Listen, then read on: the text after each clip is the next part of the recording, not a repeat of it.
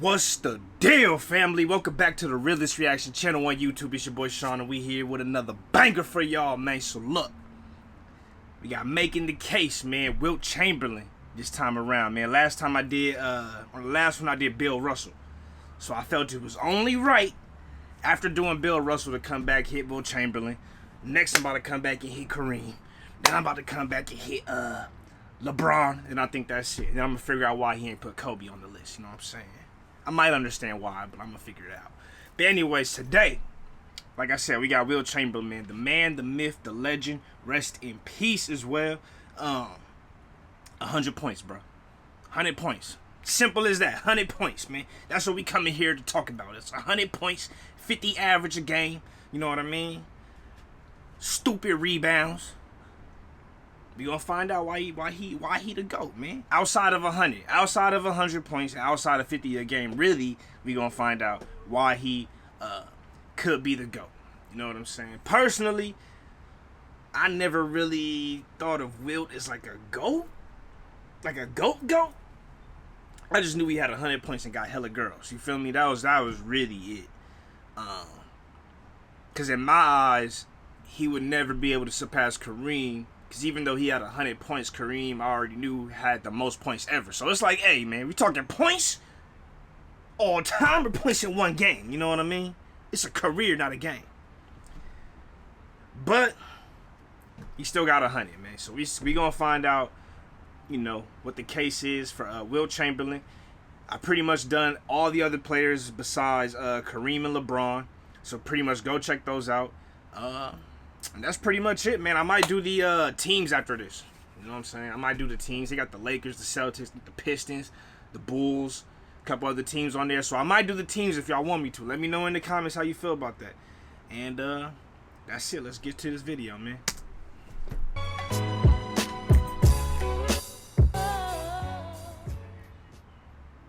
Wilt, the single most dominant physical force basketball's ever seen. That's the case, right? True. First, I tell you that Wilt Chamberlain was and remains the most outstanding anomaly of physical superiority that has ever played basketball. Then I tell you about how his era-specific advantages didn't exist, and that Bill Russell had better... He said Kareem. Then I tell you about how his era-specific advantages didn't... He said, what you doing, Kareem? Not in this house, buddy. And that Bill Russell had better teammates, which is why he won so many more championships than Chamberlain. That's how the Wilt Chamberlain argument always goes. If I follow that script beat for beat, I'll be making a video that's already been made 100 times. So let's write a different script. We'll hit some of the same notes and see some of the same landmarks, but maybe we can end up somewhere we haven't been before when it comes to Wilton Norman Chamberlain. Where did Wilt come from? I don't mean where did he grow up. I'm not making a biography. I mean, what did basketball know of Wilt before he stepped into his first NBA game in 1959? We know about the hype surrounding LeBron, Jordan being taken third in the draft, Magic and Larry's college rivalry, and I think it's important to know and understand what Wilt was before he became the Big Dipper. Wilt was the first basketball superstar. Coming out of high school, he had over 200 colleges vying for his commitment, a level of attention completely unheard of for a high school prospect at the time. He committed to the University of Kansas, largely because of head coach Phog Allen's deep ties with James Naismith, basketball's inventor. Okay. Of course, freshmen weren't normally allowed to play on varsity in those days, so during his JV season, the NCAA introduced sweeping changes to rules like offensive goaltending and inbounding violations to try to mitigate what they perceived as a threat to the competitive balance of the game. They even introduced rules that would prevent Wilt from dunking the ball from the free throw line for his foul shots after they got wind that he was doing so in summer scrimmages. And so they had to create a whole new set of rules just because he was alive. They had to create a whole new set of rules just because he was alive. He just was alive as a person and decided, hey, because I'm alive, I want to play basketball and I'm tall and it works. And because of that, they had to goaltending, couldn't do this, couldn't do that, blocking, all types of what? So began the influence of basketball's Goliath. A name fit for Chamberlain not just because of his size, but because of the danger that he seemed to pose to the game's very foundations. Despite the new regulations, in Chamberlain's first varsity game, he scored 52 points and grabbed 31 rebounds. Single-game records for Kansas that still stand today. 52 His first and varsity 30. season concluded in the NCAA championship against the undefeated University of North Carolina. The matchup was broadcast on an unprecedented number of radio and television stations, due in large part to Chamberlain's mythical status. The Jayhawks fell to the Tar Heels in triple overtime despite Chamberlain's best efforts, for which he was named the tournament's most outstanding player. And so the seeds of Wilt Chamberlain's enduring basketball legacy were planted. An outstanding player who put forth Herculean efforts and gave us superlative performances that were nonetheless negated by losing. After one final year at Kansas, Chamberlain joined the Harlem Globetrotters in order to earn money for himself until he became eligible to enter the NBA. In 1959, Wilt joined the Philadelphia Warriors. By the time he retired in 1973 with the Los Angeles Lakers, Wilt had changed basketball more than any player before or since. Wow. Here are some of his records. Let's talk about it. Highest PER Sixth for a season. highest career the NBA's PER. all-time leader in Retired rebounds. as the NBA's second all-time highest leading career scorer. point per Overall game in average. total Third defensive overall win. in career The NBA's PER. all-time. Fuck, okay, hold up. Here are some of his records. I only thought he had 150. I didn't know he was holding like 100 million records. I thought he had 100 in a game, 50 in a season on points, and maybe like some rebounds or something. That's the only records I knew that I ever heard of anybody ever talked about. You talking about like what? Highest PER Sixth for a highest season. career the NBA's PER. all-time leader in Retired rebounds. as the NBA's second all-time highest leading scorer. scorer. Fifth overall Point per in game total average. defensive Overall win in shares. total Second offensive all-time win shares. in win Most shares. points in a Most game. points in a Most season. rebounds in a Most game. rebounds in a Highest point per season. game average for a season. Highest Only rebounds per center game to lead average the league for a in season. assists Unofficial per most season. blocks in The a highest game. Rebound per game average. Okay, we gotta review this. I'm sorry. Highest. He has the highest player efficiency rating for a season. The sixth highest career player efficiency rate. All-time leader in rebounds. Okay, we knew that. We knew that. He retired as the NBA's leading scorer, so he was actually above Kareem when he retired. And he was above everybody that ever played when he retired. Second highest career scoring average. I think the highest is Jordan. Fifth all-time in defense. Okay. Most points in a game, we knew that. Most points in a season. Average 50, I think, right? Most rebounds in a game, most rebounds in a season, obviously. Highest point per game average for a season, I think that's 50. I knew that. Rebounds per makes sense. Only center to ever lead the league in assists. Most blocks in the game, unofficial. Man. Some of these is like the same. You know what I'm saying? Most points in a game, season, and average for a season. That's like the same. Rebounds in a game, season, highest average for a season. It's about the, you know what I mean? Some of these are like double ups, but yeah. Wilt holds more records than anyone else in basketball. If someday in the future every tape of basketball is destroyed and all of the media and commentary about the game is lost, leaving us with only the record books, people will come to the conclusion that Wilt Chamberlain was far and away the greatest basketball player of all time. Facts. On top of his records, Wilt won 4 MVPs, 3 of which came consecutively and 1 of which came in his rookie year. 2 championships with 1 Finals MVP award. He would have won in 1967, but the award didn't exist yet. He was selected to 13 All-Star teams and 10 All-NBA teams. Sheesh. His resume would have been even more impressive. But things like Defensive Player of the Year and All-Defensive teams didn't exist back then. His career accolades are certainly impressive, and they place him deeply into the conversation as the GOAT. But the funny thing about Chamberlain's records is that each of them comes with this kind of baked-in asterisk or caveat. Okay, he averaged 50 points for a game for a whole season, but that was back when there were no other players of his size. Or sure, he averaged that many rebounds, but back then the pace was totally different, so they came more easily. We'll get into those caveats about Wilt's era in a second, but isn't it funny that Wilt is the only player whose stats get scrutinized so thoroughly? We as basketball fans are so obsessed with stats and scoring, but when it comes to Wilt, we overlook so much of what he did. We love it when players score, more than anything. Oh, Michael dropped 50. I ain't gonna lie, bro. I just thought it was like 50 and 100. It's like the 4th time I said it. I just thought it was 50 and 100, but I never really gave no GOAT status to it. It was just like That's crazy. 55 on the I Knicks ain't after gonna he lie. came back from baseball. Kobe scored 81 in a single game. But when it comes to maybe Kobe! the most talented and natural scorer the game's ever seen, we look for ways to discredit him. True. He dominates the tops of the records so often that I think we've developed a sort of mental filter where we ignore his name and look at everyone else's. For so many of the players that have a case as the GOAT, I find myself having to justify the fact that they don't have the best stats of all time. But with Wilt, I find myself having to justify his stats because they're too good. To understand how he was able to achieve such eye-popping stats, let's talk about what a superhuman athlete he was. While he was at Kansas, Wilt was a superb track and field athlete. Yeah, bro was nice. He was an athlete, bro. Did everything, bro. Did track and field. He did like the high jump, bro. I think he did another event. He was just different. He excelled at a number of short distance sprinting events, competed in the shot put and triple jump, and won the Big 8 conference in high jump every year he attended Kansas.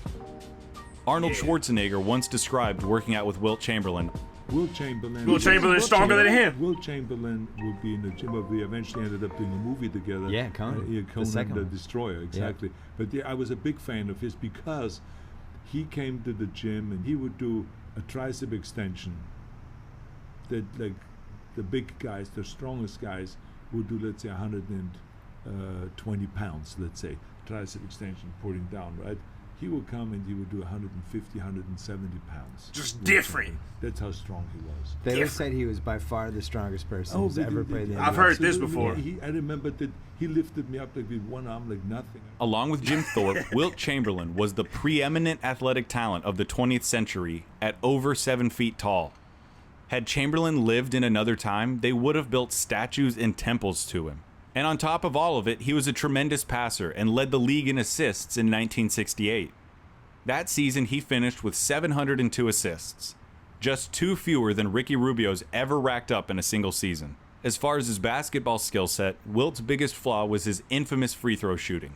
Definitely a deficiency, but not one that I think mars his overall prowess. His free throws look ugly. Some of his success and records surely came from the era that he played in. Basketball was dramatically different in the 60s and early 70s when Wilt was playing. Back then, there were more field goal attempts, which resulted in more points and available rebounds. And back then, the average player wasn't nearly as athletic as the average player today. Sure, there were other big centers like Walt Bellamy and some others, but Wilt was decades ahead athletically and had an advantage in nearly every game because of that. So that's it, right? Wilt was ahead of his time athletically, competed against scrawny white guys in a faster era that made stat inflation easier. If you were to take a 27-year-old Wilt Chamberlain and put him in the league today, he'd be The aesthetics of the NBA has changed a lot since the 60s. just another good player who kills it on the glass like Andre Drummond. No. For one, the advantages of Wilt's era help make sense of how he was able to set such unbreakable records, but it doesn't detract or excuse the fact that he was actually able to accomplish them. Second, yeah, a 27-year-old Wilt Chamberlain straight from 1964, if you plucked him up and put him into the league today, would have been a great player. Would he be an all-time great? Maybe, maybe not, but you're giving him more credit than you think you are when you say that.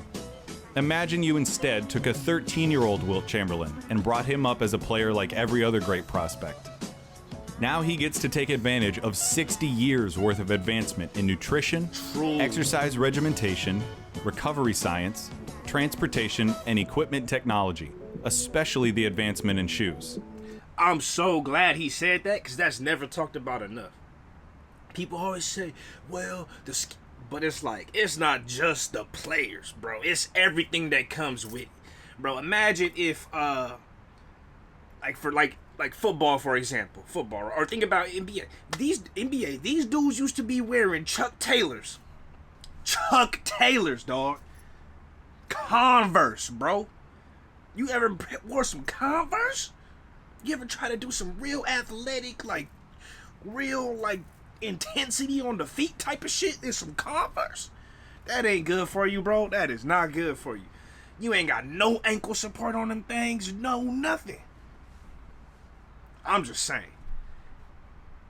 Yeah, had dudes jumping out the gym in them Converse. You know that they Imagine they had fucking hypobolic niggas used to get real ice in the bucket, like real ice in the bucket, and I had to go figure out a big thing to go sit in. Man, they don't got these little chambers, and you go to the little what's it called? Whatever it's called with the little code. It'd be cold. I've been in them things before. It'd be mad cold. I forgot what it's called. Cryotherapy and shit like that, bro. They didn't have it, man. Come on. You used to play basketball in Chuck Taylor's, right? Oh, he just said it. You'd be giving Wilt Chamberlain the opportunity to capitalize on his most valuable attributes. That Wilt Chamberlain would be an all-time great any way you want to look at it. Come on. And finally, yes, Wilt took advantage of the inefficiencies of his era. But isn't that what everyone does? Every player has era-specific advantages that they use for their benefit. What's Steph Curry supposed to say? You know what, guys? I know that the game today revolves around three-point shooting, and I'm really good at three-point shooting, but it just gives me too much of an advantage, so I just won't take as many. Of course not. Take advantage of your advantages. It's what great players do. Yep. All of this stuff I'm saying might not even matter to you. You might be sitting there with your arms crossed saying, nope, Wilt Chamberlain can't be the best because he played in the past. And I didn't see him, so he can't be the best. And honestly, I get that. As sports fans, we want to see the best. It's why we watch. What fun is it to admit that the best player your sport's ever seen started his career the same year Alaska was admitted into the Union? It happens in everything: music, film, sports. It's the struggle between nostalgia and recency bias. But just because it might be a bummer to admit that you didn't see the best doesn't mean it can't be true. So why can't a player from the past be the best?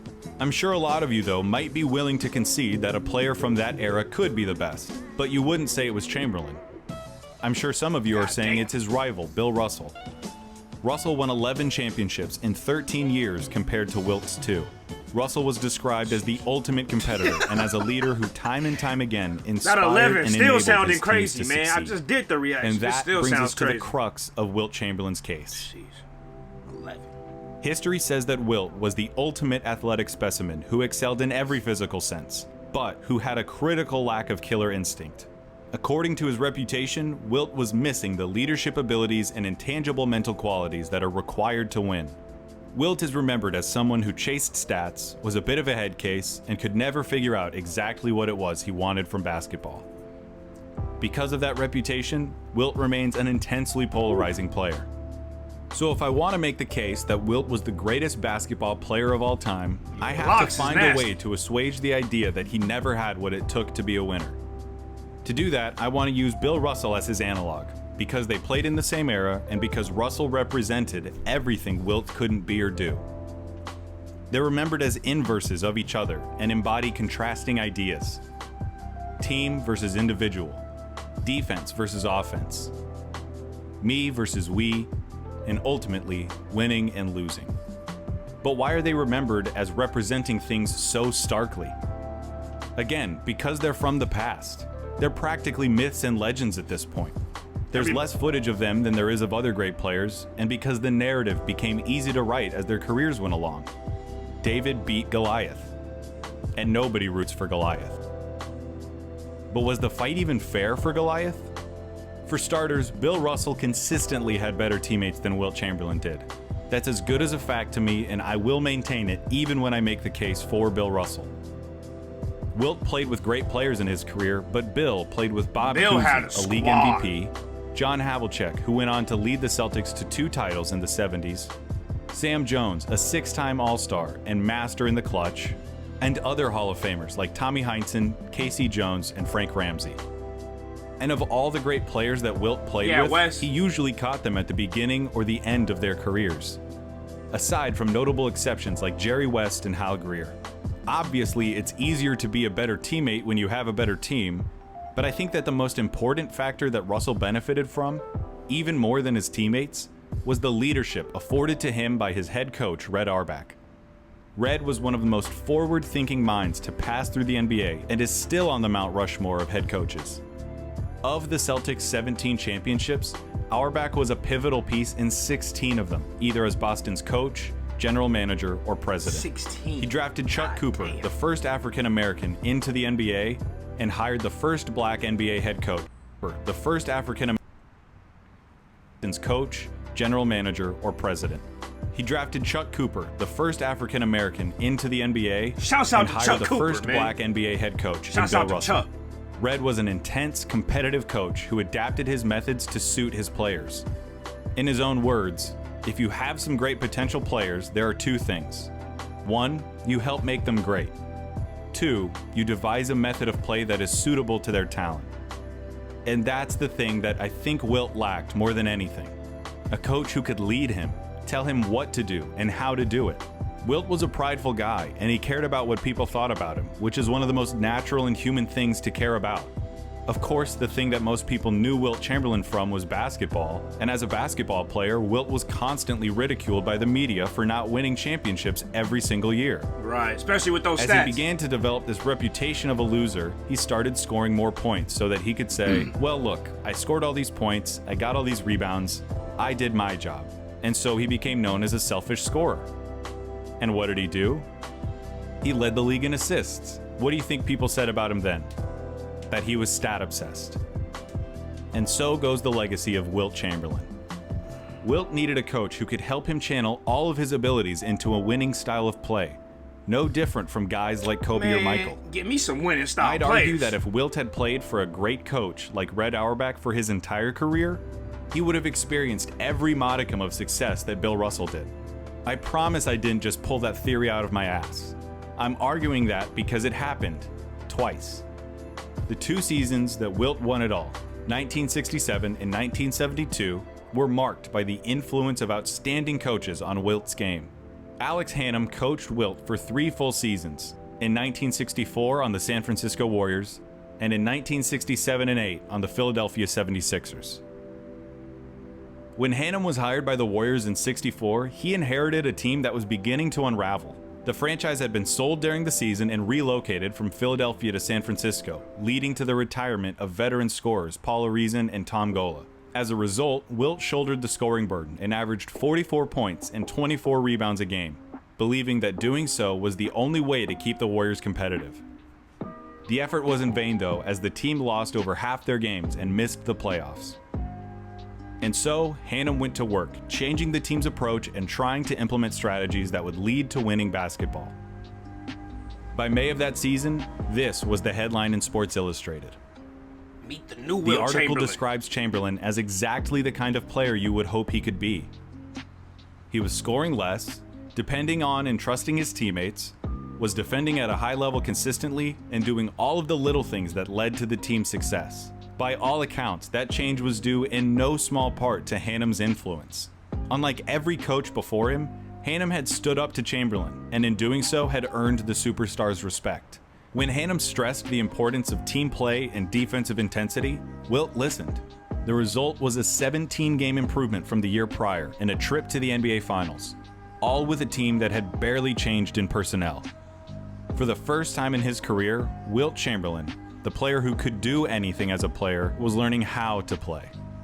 The following year, the franchise found itself in financial trouble, and the owner traded Wilt to the Philadelphia 76ers for cheap players and cash.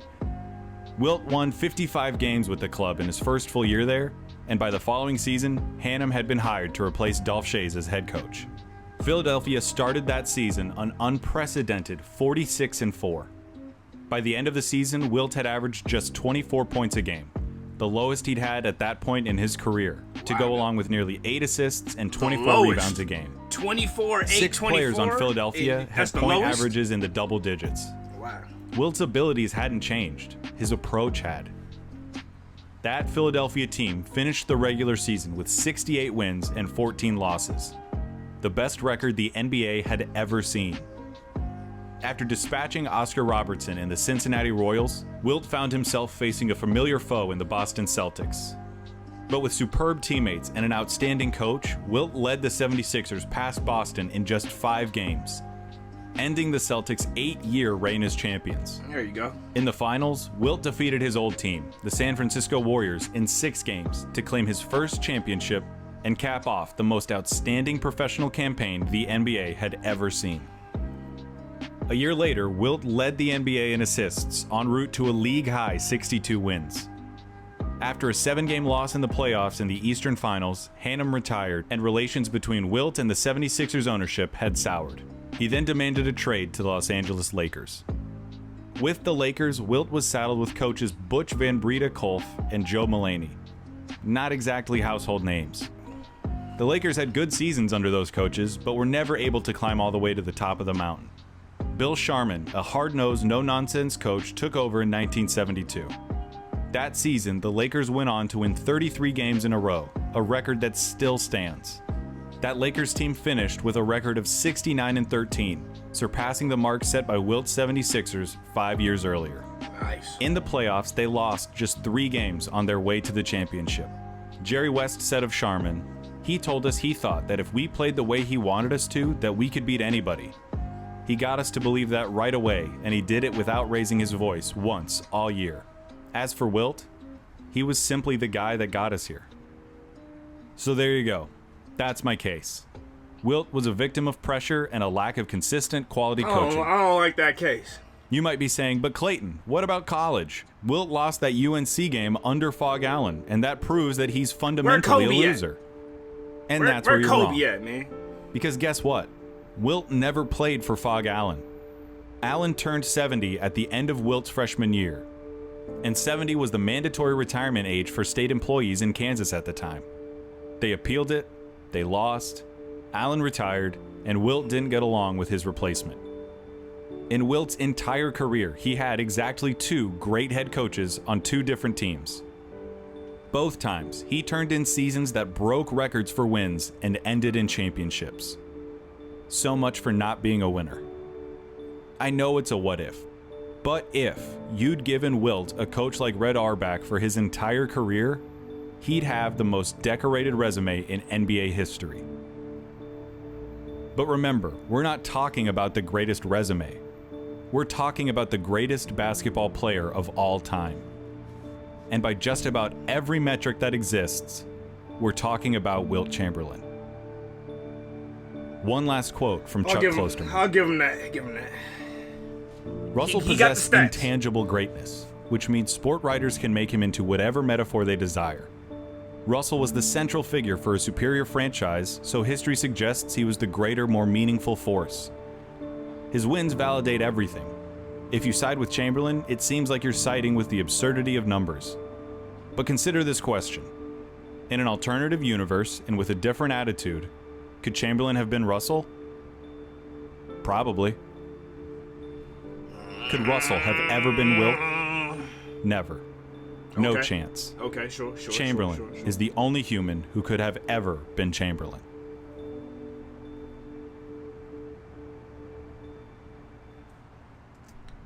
Hi. All right, that was it, man. Look, my camera's probably going to cut off in a second, but I just want to say he do got the stats, but I don't like that making the case, man. But he do got the stats, though. But where's Kobe? That's it. Catch me on the next one. Kareem Abdul-Jabbar coming up next, man. I love y'all. Appreciate y'all. Keep it real, real is rare, real always. Reaches everyone until next time. Peace.